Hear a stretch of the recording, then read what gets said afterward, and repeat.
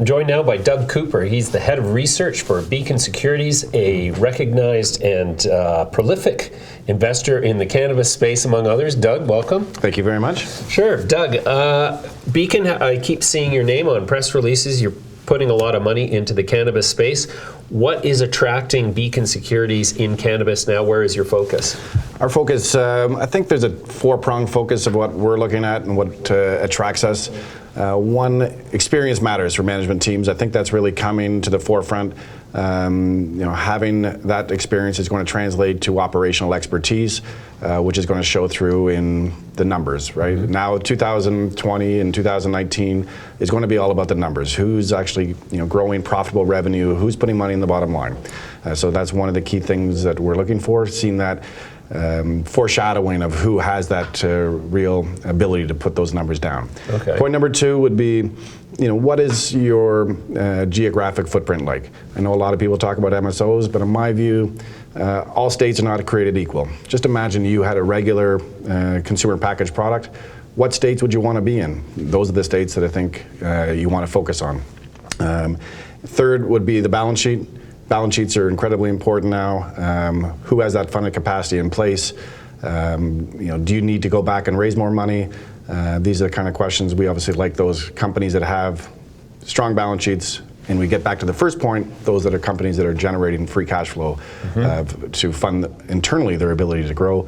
And the last is valuation. Valuation matters. It really puts the risk return in your favor. So those are the key probably themes that we're looking at right now. Sure. And so for your clients, investors who are looking to deploy capital, is the bloom off the rose, as it were, for the idea of the early stage speculative play that's going to increase in value by 10 times from going public to trading? Are those days now in the rearview mirror? You can't always discount the potential of maybe a brand guy in the U.S. coming out and stealing a lot of thunder and doing really well. But we think the more speculative stuff is probably gone. You had a bunch of established players, and we get back to balance sheet and operational expertise. Sure. Are those younger companies fully funded? A lot of times they're not fully funded. So we think the more established players are going to be the ones we should look to. Mm-hmm. And is the availability of capital still as boundless as it was in the last couple of years, or is there starting to be a more judicious deployment? I think you hit the nail on the head there. I think people are more cautious about. They want to back winners at the end of the day. They don't want to back speculative nature. People want to back winners, and that proven management team will be able to track those investment dollars because they've done it before, and their operations now are starting to prove out that they can do it again. Sure. To what extent do you see from your position in the universe, to what extent do you see the cost per unit of input affecting the success and viability of the business plans of even the well-funded, well-balanced sheet, well-managed companies? I mean, if you're a Canadian operator who's got, a baseline regulatory compliance load in terms of your cost per gram relative to, say, a Colombian company that's got, a lesser burden of compliance financially, do you think that the Colombians have an advantage then because they can produce cannabis at 10 cents a gram as opposed to 60 cents a gram in Canada? So here's maybe where I'm a little bit diametrically opposed to people. I just don't believe that Canada, the U.S. will allow the importation of cannabis, period. Like we're seeing tariffs everywhere. The governments are going out in the limb to establish a regulatory industry and a real industry in their home countries. They want the tax dollars. At the end of the day, you start allowing foreign imports of cannabis, those the jobs are going to disappear, and you're not going to get the tax dollars that they think. So I don't think that's a major threat to the industry. Maybe for several years. Sure. Deloitte came out with a report suggesting that edibles market is going to be worth billions of dollars within a few years. Do you see that unfolding? I think that's a real possibility for sure. All right. Okay. So what's company specifically are you interested in? What is Beacon really supporting? I think for the getting back to those themes that we mentioned off the top, I think there's 4 companies that really fit those criteria for myself. One would be in Canada, and the other 3 would be in the United States. So the one in Canada quickly would be Village Farms. They own 50% joint venture called Pure Sun Farms here in Canada, Delta, BC. They have potentially the largest footprint in Canada at close to 5 million square feet. They are already proving that they're the 30-year industrial agriculture experience that the management brings is resulting in profitable operations. Sure. They did a 60% EBITDA margin in the first quarter. That's the best in Canada that we've seen. Again, so we think they're going to be vertically integrated. They're going to eventually brand their own products and sell directly to the provinces.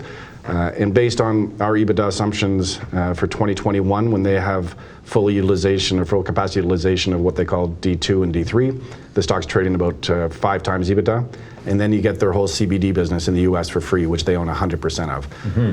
And as they're in call it a multi-state operator for their CBD business. They're in North and South Carolina, Virginia, Colorado, and now Texas. They have 6 million square feet in Texas, which, as you know, just passed the House there to legalize hemp/CBD. The governor is going to sign off it in a couple of weeks, and that opens. We think they're incredibly well positioned, and investors aren't paying attention to this story at all. Right. Well, that's intriguing. The other ones are in the U.S., and one is topical. Planet 13 reported their May sales were up 8%, so I call it same-store sales growth of 8% versus April. Right. They are the largest retailer in the world. They're in a revenue run rate right now of $70 million.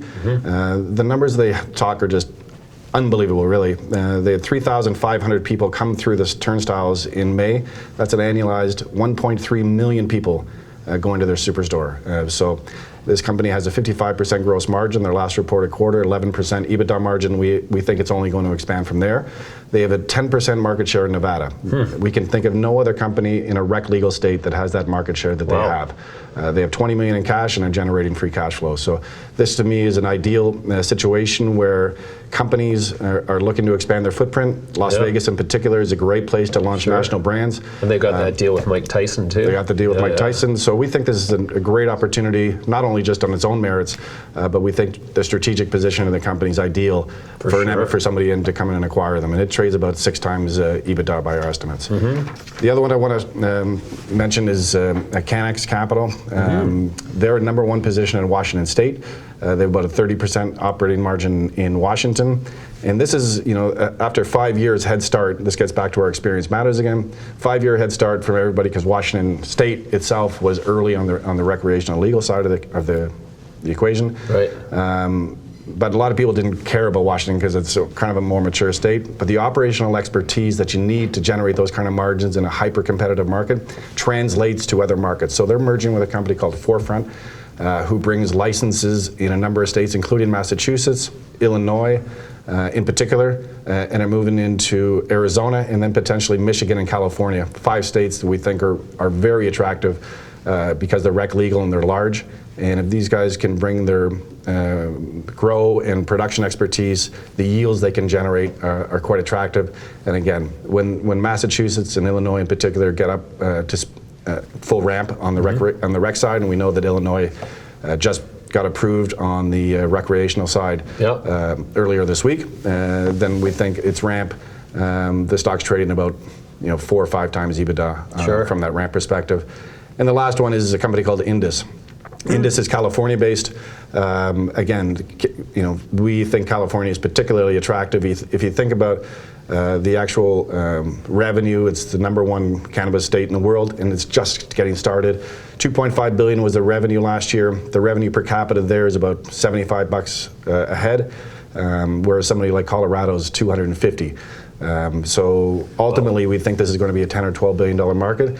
Indus is building a portfolio of brands. They have reach into 84% of the dispensaries there. They have the capacity in terms of extraction, all the production, the grow, where without a lot of money spent on infrastructure, they can generate well north of $200 million in revenue.